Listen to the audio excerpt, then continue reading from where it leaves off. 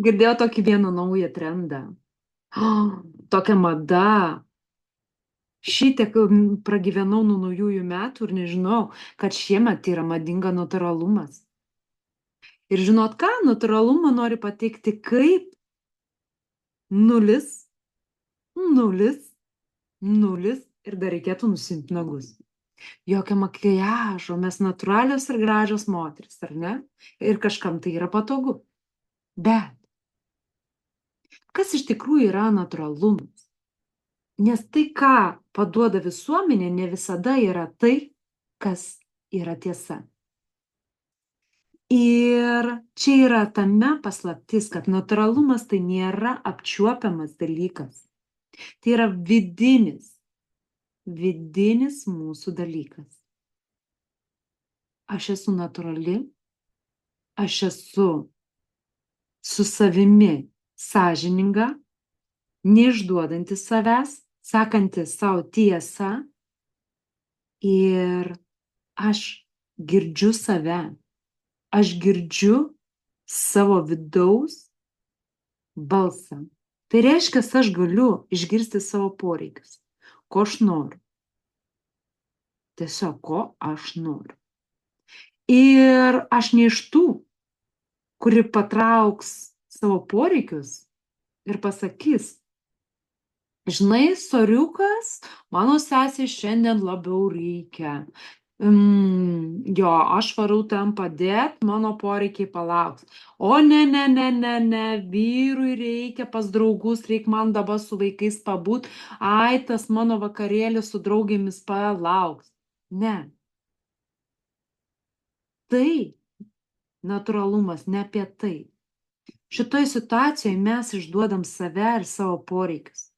Yra laikas dirbti, yra laikas poilsiauti. Ir jeigu mes nebūsim atviros, sąžiningos su savimi, jeigu mes iš savęs tik reikalausim ir nieko savo neduosim, tai vieną dieną mes tiesiog perdegsim. Ir aš puikiai žinau, ką tai reiškia. Aš per savo gyvenimą perdegiau labai daug kartų. Ir tai yra vien dėl to, kad mes esam reiklis. Mes daug iš savęs reikalaujam. Mes visur norim, kad būtų idealu. Tai, ko aš imuosi, kad tai būtų tiesiog idealu. Ir dėl to mes ir einam po truputėlį į perdegimą. Nes nieko savo neduodam. Tai reiškia, pirmas elementas apie natūralumą, reikia išgirsti savo poreikius ir nors kartą duoti savo. Bet tada iš karto sako, tu egoistė. Tai blin, aš pabūsiu tą sekundę egoistė. Vien dėl to, kad savo kanopų neužversti. Nes kol aš lakstau ir visą save dalinu, aš vieną dieną tikrai, kai sakoma, net laikysiu. Bet jeigu aš sustosiu tai akimirkai, įsiklausysiu savo poreikius, kada reikia pailsėti ir nesijausiu dėl to kalta, nes prisiminsiu tą idėją, kad reikia ir pailsėti, kad nenueiti į anapilin. Tai bus tas būtent mano momentas, kai aš nors kartą atsisuksiu į save veidu, o ne užpakaliu. Sorry, mergaitės, bet kada mes save išduodam ir išduodam, kada mes savo žadam aukso kalnus ir vėliau taip ir neduodam savo, tai mes tikrai atsukam savo užpakalį. O paskui mes tada klausiam, kodėl manęs vyras nemyli, kodėl manęs viršininkas negerbia, kodėl visi manęs nepriima. Nes aš per dažnai buvau su makiažu pati prieš save. Kada aš užsidedu kaukę ir sakau, mano vidus nori kaukti, mano vidus nori kaukti. Aš ir vėl viskas man blogai. Aš negaliu taip daugiau. Vyras ir vėl man skelbia tylos karą. Aš nebegaliu. Seksas iš pareigos. Aš taip daugiau negaliu. Bet ne, aš esu ta, kuri užsideda kaukę ir su šypsena išeina į visuomenę. Nes aš mėgstu būti natūrali, aš be makiažo, bet iš tikrųjų sudėjusi storą špakliaus sluoksnį. Storą špakliaus sluoksnį, kuris kvepia. Man viskas gerai,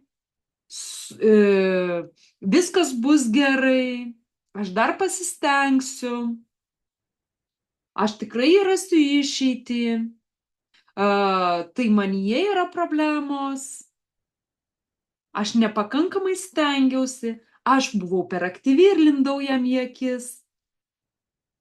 Ir tai visos tavo kaukės, kurios ir yra tos storas makiažas. Ir kiek tu besipraustum, kiek tu bešveistum, jos visos ant tiek yra prilipusios prie tavęs, kad tai yra žiauru.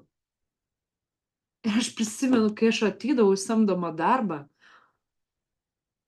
jūs neįsivaizduojat, aš noriu verkti, man taip viskas blogai. Aš dar vakar pjovausi su vyru. Ir kolegės klausia, kaip tu? Ir aš sakau, tai viskas tvarkoj, viskas gerai. Jo. Aš esu laiminga. Ir aš visa šypsausi, užsidėjusi storą sluoksnį, šypsenos. Mano akys sudrėkusios. O aš ką darau, kad nematytų mano ašarų, man reikia dar vienos kaukės tokios, kurios, kai sakoma, nematytų taip greit visuomenį. Aš tada turiu išeiti. Optika klinikos gamina nuostabius akinius. Matysi toli, nematysi savęs. Ir tai yra mūsų moteris kasdienybė. Ir natūralumas yra ne apie tai, kad aš šiandien nusiprausiau makiažą, o yra apie tai, kai aš vieną po kitos nuo savęs nuimu kaukę. Ir kai aš parodau visuomeniai, kad aš galiu verkti, kad aš galiu būti nepatogi, kad aš galiu būti savimi. Ir taip jūs pasakysit, o Dieve, mane paliks, mane atstums. Tai gal net tie žmonės yra šalia jūsų, jeigu jie dėl to, kad būti šalia, jūs verčia būti tais, kurie yra patogus kaip šachmatų pėstininkai. Paslinkau, nukirto. Gal tai ne tie žmonės? Gal ne man reikėtų pasikeisti ir dar vieną seminarą palankyti santykių tema? Jūs apie tai nepagalvojat? Aš dažnai susimastydavau. Ir žinot ką, iškart pajusdavau kaltę. Kaip aš taip galiu galvoti? Aš esu tokia bloga, ugninio charakterio, nelaikanti emocijas. Vau, kaip su tokia vyras gyvena. Taigi jisai nuostabus. Taigi jis toks fainas vyras. Ar ne? Dar vakar išplovė indus. Nes buvo atvažiavusi mama. O užvakar jis taip pabuvo su mūsų vaiku. Vien dėl to, kad man reikėjo į vyresnėlio tėvų susirinkimą mokyklai. Bet jis toks nuostabus, ar ne? Ir tai mes vadiname gyvenimas verda. Gyvenimas tiesiog verda. Jėga. Bet ar mes tokiam gyvenime esam laimingos? Kaip suprantu, ne. Jeigu mums reikia šitiek kaukių, šitiek suknistų kaukių reikia, kad dasiknisti iki savo būtent tos jautriosios pusės, kuri visa verkia, norėdama nusiprausti tos torus sluoksnius špaklius. Ir kai mes pradedam gyventi savo poreikiais, būti tos nepatogios, įvyksta stebuklas. Žmonės mus pradeda gerbti, mylėti.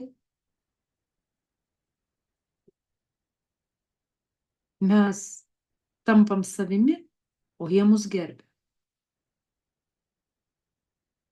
Ir tai yra toks pat fenomenas. Bet kad tapti savimi, reikalingas tam tikras kelias. Kelias, kur ta pati aplinka bus su manimi. Kartu. Jinai keliaus kartu. Aš ieškosiu savęs, o aplinka eis kartu ir augs su manimi. Ir jeigu tave domina va toks kelias, kaip atrasti save santykius, kaip nusiprausti tą špaklių, kaip vieną kartą parodyti pasauliui, kad aš esu, ne dėl to, kad šiandieną pabūsiu su sesės vaiku, ne dėl to, kad aš šiandieną būsiu gera žmona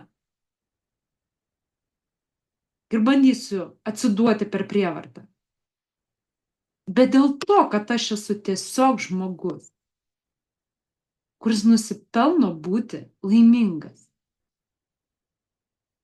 Ir tik aš galiu sukurti tą laimės formulę pati per pažinimą savęs. Kai aš susipažinsiu su savimi, aš pati tvirtai žinosiu, kokia yra mano meilės formulė, kokia mano laimės yra formulė. Ir galėsiu ją pritaikyti kiekvieną dieną. Ir būsiu va ta laiminga moteris, kuri atrodo lyg mitas, iššluostys ašaras. Ir jeigu tave domina, kokią reikia panaudoti sistemą, kad surasti save ir gauti savo asmeninę laimės formulę, pakomentuok po šito video. Padėk laiką. Galbūt nuo šito laiko pasikeis tavo gyvenimas į gerą pusę. Tu mokėsi išvengti nekalbadienių. Tu mokėsi išvengti savo kaukių. Ir pagaliau tavo organizmo vidus pasakys, ačiū tau, kad tu nors kartą esi su manim sąžininga. Ir draugauji su manim. Tu manimi rūpiniesi. Nes mes esam labai reikalingos savo. Tik tai pamirštam. Ir kada esi reikalingas savo, kada tu moki pasirūpinti savimi, kada tu esi sąžiningas su savimi, kada tu moki pasirūpinti savo poreikiais pirmiausia, tu tiek turi energijos, kad tu darai lygiai tą patį. Padedi ir vyrui, padedi ir sesei ir tu dar daugiau turi energijos. Nes tai sąveikauji santykiuose su kitais, ne iš to, kad aš jau atidaviau to, ko neturėjau jau, nes aš visai išsekusi, bet aš ant tiek turiu daug energijos, kad dabar aš galiu kokybiškai tiesiog kokybiškai duoti žmonėms rūpestį. Ir kada aš rūpinuosi žmonėmis kokybiškai, nes esu pati pailsėjusi, mano resursai yra neišsemiami. Ir dar vienas džiugus faktas, kad aš galiu jiems duoti ne tą žuvį, kurį jie suvalgys ir viskas, o aš galiu jiems duoti sisteminius žingsnius, kad jie galėtų padėti savo.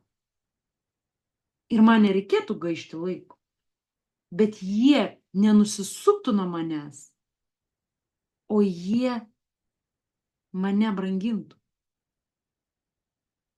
Ir jie visada ateitų pas mane, kai jiems reikia. Bet nuo to aš neišsekčiau.